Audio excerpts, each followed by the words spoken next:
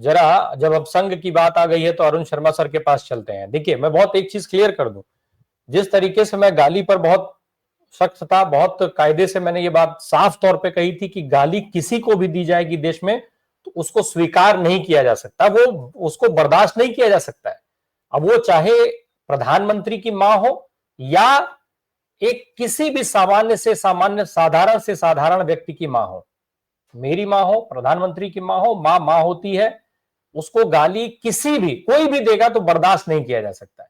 लेकिन बात यह है कि जब आप अपने लिए रोते हैं और दूसरों के लिए आप उसी आचरण को फॉलो करते हैं तो फिर वो दोनों चीजें एक साथ नहीं चल सकते हैं ना, कि आप दूसरे को गाली देंगे, दूसरे की मां को गाली देते रहेंगे लेकिन अपनी मां के लिए रोएंगे, तो ये नहीं चल सकता है, ये तो सुधार करना पड़ेगा। खैर, अरुण शर्मा सर, संघ की बात आ गई, जहां तक एनजीओ में एक एनजीओ के मुखिया को जेड प्लस सुरक्षा दी जाएगी। देश में ऐसी लाखों करोड़ों एनजीओ रजिस्टर्ड है, कल को वो सब जो है चिट्ठी डाल दें कि ना भाई देखो, जब एक एनजीओ के मुखिया को आप जेड प्लस सुरक्षा दे सकते हैं तो हमें भी दीजिए, सारी एनजीओ मांग कर सकती है। इसका मतलब तो ये क्लियर है ना, प्रधानमंत्री ने क्लियर कर दिया कि सबको अधिकार है, आप सुरक्षा की मांग कर सकते हैं खट से सरकार से, और सरकार मजबूर है देने के लिए क्योंकि एक एनजीओ को दे रखा है उन्होंने, उनको सिक्योरिटी थ्रेट है, बाकी लोगों को नहीं है क्या?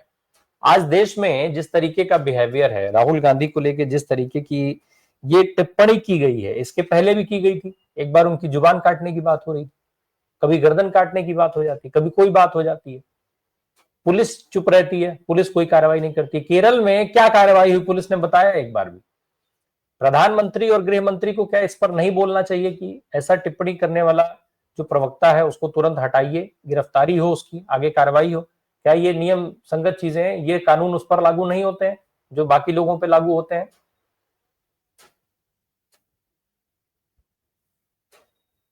अरुण सर, अनम्यूट करिएगा, म्यूट है आप। नहीं, अभी भी म्यूट है आप। हाँ, हो गया जी जी।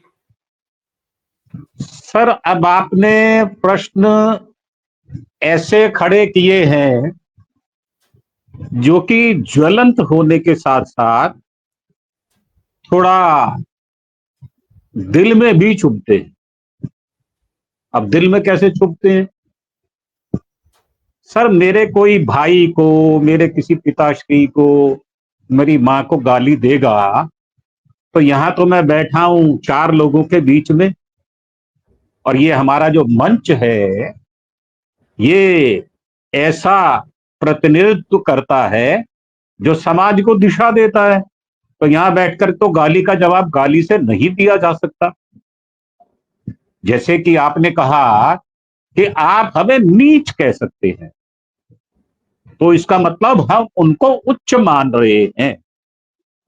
जिस व्यक्ति को हम उच्च मान रहे हैं, क्या उसकी पारदर्शिता, क्या उसकी इम्पार्शल ऐसा होना चाहिए कि वो दूसरे को नीच बोल सके और अपने को उच्च बता सके? ये परिपाटी मात्र आरएसएस में ही सिखाई जाती है। मुझे पक्का विश्वास है ये व्यक्ति अंधभक्त होने के साथ साथ चरण चाटू भी होगा। खुल्लम खुल्ला बोल रहा हूं, दो मुझे गाली, स्वागत है, सिर माथे पे 1000 गाली दो मुझे कोई फर्क नहीं पड़ता, क्योंकि जो गाली देने वाला भंडार है ना, उसी काजल की कोठरी से आया हूं मैं। मुझे पता है तुम्हारी औकात क्या है, मुझे पता है तरविंदर मरवा उसकी औकात क्या है। उसकी औकात ये है कि 3 बार का कांग्रेस का एमएलए, वो कहता क्या है, आपने शब्द सुने? आप कहें तो मैं पढ़ के बता देता हूं, मुझे कोई दिक्कत नहीं है। उन्होंने धमकी दी और ये कहा कि राहुल गांधी, तुम्हारा हाल तुम्हारी दादी जैसा होगा। अब अगर मैं इसको पॉइंट आउट इस तरह से कर दूं कि एक सिख क्या कह रहा है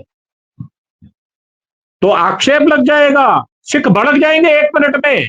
1 मिनट नहीं लगेगा उनको, मेरे ही भाई हैं, मेरे ही खानदान के लोग हैं, भले ही मैं ब्राह्मण हूं और सिखों में ब्राह्मण होते हैं, ये बात याद रखना आप।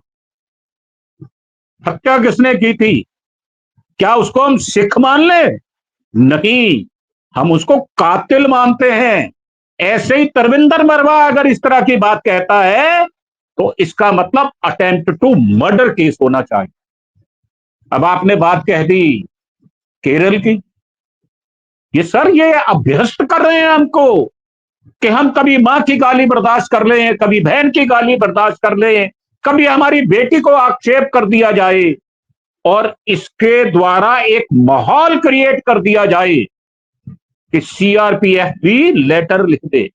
आपको पता है कि किसी भी पहले नियम क्या था? नियम यह था किसी भी प्रधानमंत्री के परिवार का सदस्य होगा तो उसकी सुरक्षा कौन करेगा?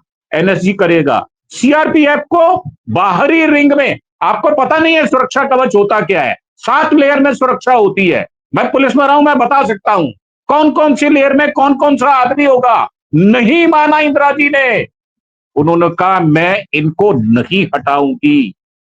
एक सेट एग्जाम्पल पूरे विश्व के अंदर एक अकेला उदाहरण श्रीमती इंदिरा गांधी का। तो क्या हम अपनी जान ऐसे गवा दें जैसे राजीव गांधी ने गवाई थी? मैं सीधा आक्षेप लगा रहा हूं। नरेंद्र मोदी, अमित शाह कॉन्सिप्रेंसी कर रहे हैं। अभी राय साहब ने कहा मैं उनकी राय से इत्तेफाक रखता हूं, ये राहुल गांधी को मारने का षड्यंत्र रच रहे हैं। दोनों आदमी नाम लेकर बात कर रहा हूं मैं, नरेंद्र मोदी, अमित शाह, और उसके साथ 4 कॉन्सिप्रेंसर और भी हैं।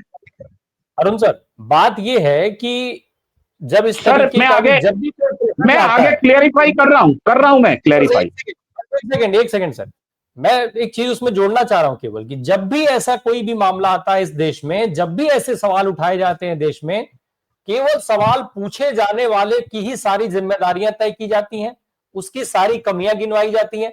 आखिर सरकार ऐसे किसी भी सेंसिटिव इशू पर जवाब क्यों नहीं देती है? क्यों राहुल गांधी को गोली मारे जाने के की जो है वो टिप्पणी करने वाला आदमी, उसके ऊपर कोई कार्रवाई नहीं होती है? क्यों उसकी गिरफ्तारी नहीं होती है? क्या आखिर दिक्कत है सरकार को? अभी भाजपा के किसी नेता पर ऐसी टिप्पणी किसी ने की होती तो क्या वो गिरफ्तार नहीं हुआ होता? अरुण सर जी बिल्कुल होता, 100% होता। मैं यही कहना चाह रहा हूं बार बार कि तो ये पक्ष वाले एक देश में 2 तरीके से कानून को दो क्यों जी जी दो हैं, 2 कानून। राहुल गांधी की स्पीच को आप ध्यान से सुने, उन्होंने क्या कहा कि राम मंदिर में राष्ट्रपति को निमंत्रण नहीं दिया जाता क्योंकि वो कौन से कम्युनिटी से आती हैं, वो दलित हैं। नहीं चाहते नरेंद्र मोदी कि एक दलित राम की पूजा करने राम के मंदिर के अंदर बैठे। वो चाहते हैं कि ये जो ब्राह्मणवाद है ना, ये मनुस्मृति है, इसको लागू करना है। दरअसल बात यह है आज इनको उधेड़ा जा रहा है।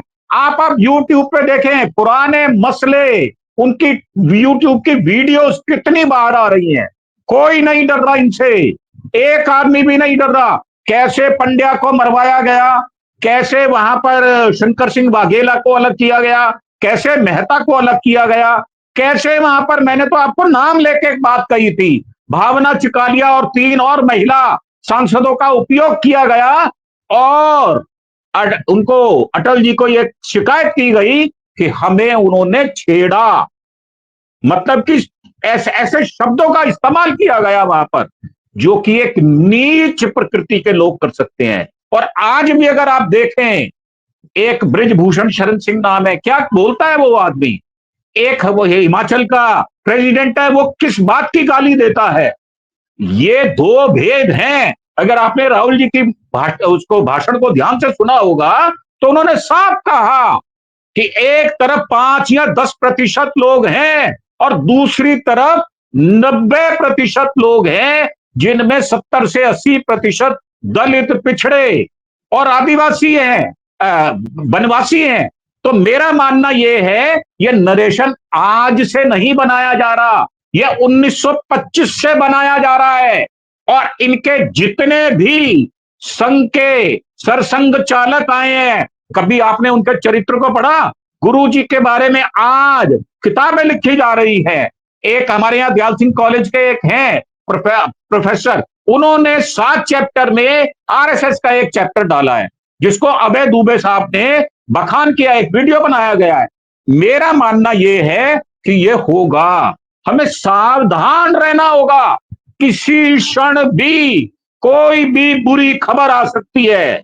ये कह देना कि राहुल जी को वो बुलाते हैं, मैं तो साफ कह रहा हूं, मेरे जैसे आदमी को ऑक्सफोर्ड की बाहरी दीवार तक भी नहीं जाने दिया जाएगा, क्योंकि मैं उतना पढ़ा लिखा नहीं हूं, मुझे उतना ज्ञान नहीं है। परंतु ये चिढ़ते इसी बात पे हैं कि जो वोट चोरी के प्रमाण दे दिए जाते हैं और उनका जवाब नहीं होता।